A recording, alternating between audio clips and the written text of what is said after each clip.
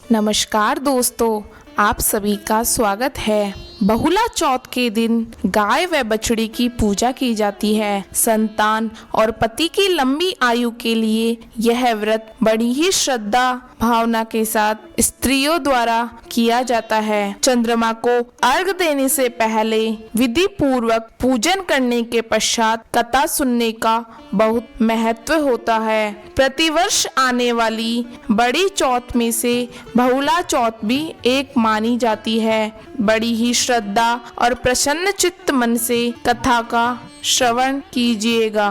भगवान श्री कृष्ण के जन्म के बाद कामधेनु माता ने भी भगवान श्री कृष्ण की पूजा करने का और सेवा प्राप्त करने का सोचा। उसके बाद कामधेनु ने अपने अंश से बहुला नामक गाय बनकर नंद बाबा की गौशाला में आ गई। उसका एक बछड़ा भी था। जब बहुला चरने जाती थी तो बछड़ा उसको बहुत याद करता था।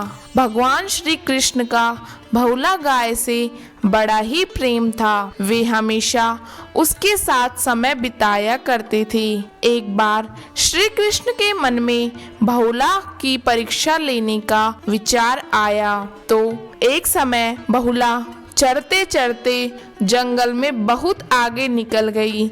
दूर जंगल में जाने के पश्चात उसे घने जंगल में एक शेर मिला। मौत बनकर सामने खड़े शेर को देखकर बहुला भयभीत हो गई, परंतु हिम्मत जुटाकर शेर से बोली, हे वनराज, मेरा बछड़ा भूखा है। मैं बछड़े को दूध पिलाकर आपका आहार बनकर शीघ्र ही आपके सामने उपस्थित हो जाऊंगी। परंतु शेर ने कहा, सामने आए आहार को मैं कैसे जाने दूं? अगर तुम वापस नहीं आई तो मैं भूखा ही रह जाऊंगा। बहुला ने सत्य और धर्म की शपथ लेकर कहा कि हे वनराज, मैं अवश्य ही वापस आऊंगी और आपका आहार बनूंगी। सत्य की शपथ देकर शेर बने श्री कृष्ण ने बहुला को जाने दिया।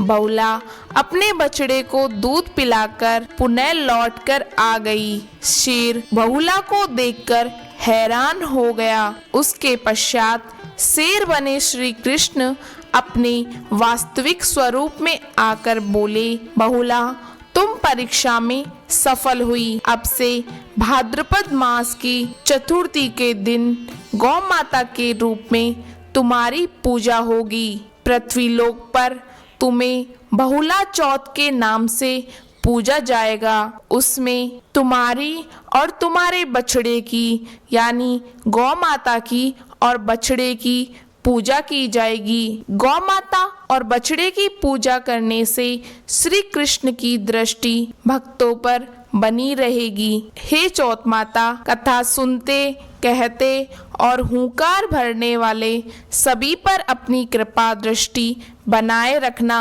कथा पूरी हो तो मान करना, अधूरी हो तो पूरी करना।